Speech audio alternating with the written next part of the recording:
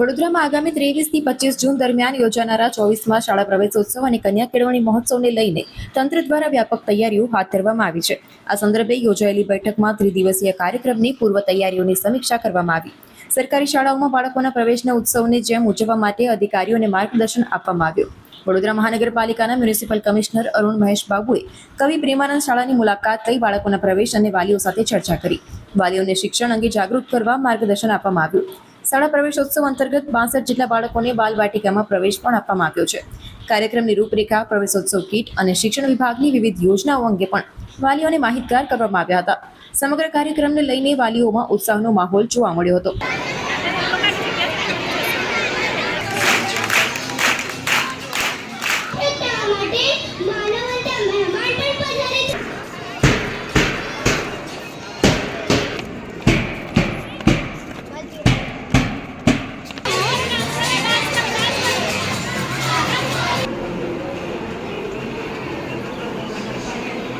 શુભ દિવસમાં આપણે કવિ પ્રેમાનંદ પ્રાથમિક શાળાના આંગણમાં વડોદરામાં અહીંયા આવવાનો આજે મોકો મળ્યો છે। આપ જાણો છો કે આજે ગુજરાત રાજ્ય સરકાર દ્વારા શાળા પ્રવેશોત્સવની આયોજન કરવામાં આવી છે।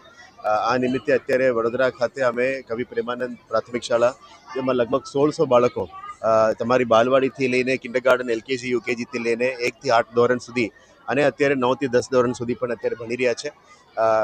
વડોદરા મહાનગરપાલિકા સંચાલિત અને વડોદરા શિક્ષણ સમિતિ સંચાલિત આ શાળામાં આપ જોઈ શકો છો કે આપણે નાના ફૂલકાઓને અત્યારે અમે એડમિશન કરાવીએ છીએ। એમની ફ્યુચર બ્રાઇટ રહે અને જે રીતનું આપ જાણો છો કે શિક્ષણ વધે એટલે આપણે સ્વાસ્થ્ય વધે અને આપણે આર્થિક પરિસ્થિતિ વધે, ઘરમાં રોશની વધે। આ બધા આગળ લઈ જવા માટે પ્રાથમિકતા આપણે શિક્ષણમાં જ આપીએ છીએ।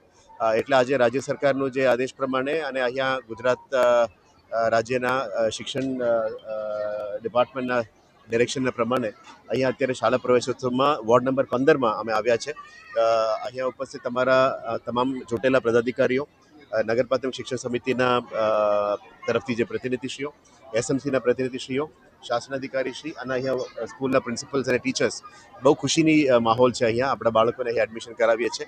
આશા રાખીએ કે જ્યારે આપણે વિકસિત ભારત અને વિકસિત ગુજરાતની વાત કરીએ અને વિકસિત વડોદરાની વાત કરીએ, આપણે ઉજ્જવલ ફ્યુચર માટે બાળકોની ફ્યુચર બ્રાઇટ રહે એટલે વડોદરાનું પણ ફ્યુચર બ્રાઇટ રહે, એ દિશાથી અત્યારે આ વિઝનથી કામગીરી કરી રહ્યા છે।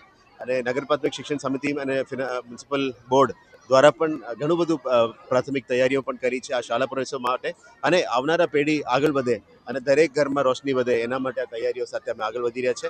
તમામ આજે ઉપસ્થિત શાળા પ્રવેશોના બાળકો અને પેરેન્ટ્સ, ખાસ કરીને વાલીઓને અમે આ કાર્યક્રમમાં સ્વાગત કરીને એમને ઘરમાં પણ સારી રીતે બધું આગળ વધે એ માટે પ્રાર્થના અને તમામ મીડિયા મિત્રોને પણ એ જ અમે રિક્વેસ્ટ કરીએ છીએ આપના દ્વારા કે વડોદરા શહેરમાં જેટલા પણ ડ્રોપઆઉટ બાળકો છે એ શાળા પ્રવેશો દરમિયાન પાછા આવે એ તમામને નમ્ર વિનંતી છે। અમે પણ ઘણું બધું પ્રયત્નો કરી રહ્યા છે, પણ તમામ વાલીઓ જે ઘરમાં બાળકોને ભણવા માટે જે રોક્યા છે અથવા કંઈ કારણસર ઘરમાં રહેતા હોય છે એમને આપણે સ્કૂલમાં ભણવા માટે મહેરબાની કરીને મોકલો, જેથી કરીને આપણે ગુજરાતનું અને વડોદરાનું ભવિષ્ય ઉજ્જવલ રહે, એટલી જ પ્રાર્થના છે।